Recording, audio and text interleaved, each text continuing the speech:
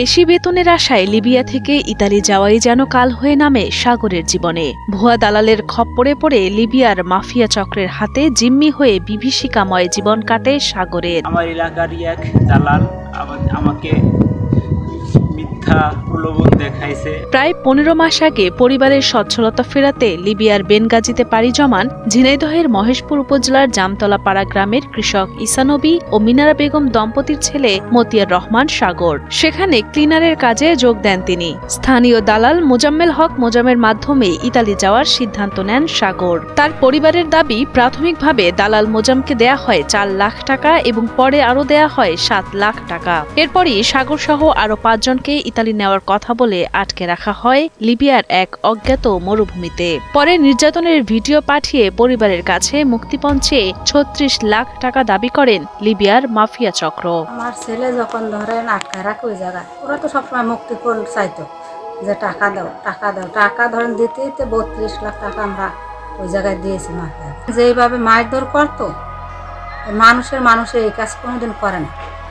Video call দিয়ে মারধর করতো আর দেখাইতো। সাগরের বাবা ঈসা নবী জানান, জায়গা জমি বিক্রি করে ও ঋণ নিয়ে দফায় দফায় 28 লাখ টাকা পরিশোধ করলে সাগরকে মরুভূমিতে ফেলে যায় অপহরণকারীরা। জিম্মি দশা থেকে মুক্তি পেলেও লিবিয়ার ত্রিপোলিতে চিকিৎসাধীন রয়েছে অসুস্থ সাগর। এখন অর্থের অভাবে সাগরকে দেশে ফিরিয়ে আনতে পারছেন না তার পরিবার। তাই সরকারের কাছে তারা অনুরোধ জানান সাগরকে দ্রুত দেশে ফিরিয়ে আনার এবং দৃষ্টান্তমূলক শাস্তির দাবি জানান দালাল চক্রের। আমার এই পরিস্থিতির পিছনে যাদের হাত রয়েছে, যারা আমার এই করুণ পরিস্থিতি করেছে, তাদের আমি কঠোর বিচার চাই। এদিকে সাগরকে ইতালি পাঠানোর কথা বলে টাকা নেওয়া মহেশপুরের মোজাম্মেল হকের বাড়িতে গিয়ে কাউকে পাওয়া যায়নি। স্থানীয়রা জানান, দীর্ঘদিন ধরে মানুষকে বিদেশে পাঠানোর নামে টাকা নিত মোজাম্মেল। মোজাম থেকে ধরে কুষ্টিয়ার রমিজুল এর হচ্ছে ভাই, সে ইটালির নাম করে এর দিয়ে লোকজন গুছায়। মোজাম লোকজন গুছিয়ে দেয়, ওর ভাইয়ের মাধ্যমে ইটালি পাঠাবে। ওর ভাগ্নে লিবিয়ায় থাকে, মানে এরাই সব জড়িত। ওর ভাগ্নের নাম আশাফুল। এখন এখান থেকে পয়সা করে মোজামে কালেকশন করে, ওইটা সেই নৌকার মাধ্যমে দেয়। এইটুকু আমরা জানি। এই মধ্যস্থল হয়েছে মুজাম থেকে তারা টাকাগুলা সেই দালালের হাতে দিয়েছে। এইটুকু না, শুধু মুজাম জানে, এতটুকু মুজাম জানে।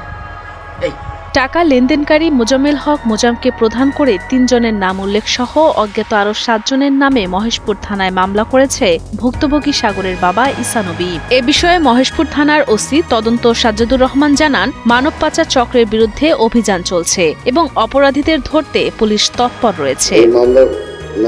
মামলা নেওয়ার পরপরই আমরা আসামি গ্রেপ্তারের জন্য চেষ্টা করি। আসামি পলাতক আছে, তাদেরকে চেষ্টা অব্যাহত আছে।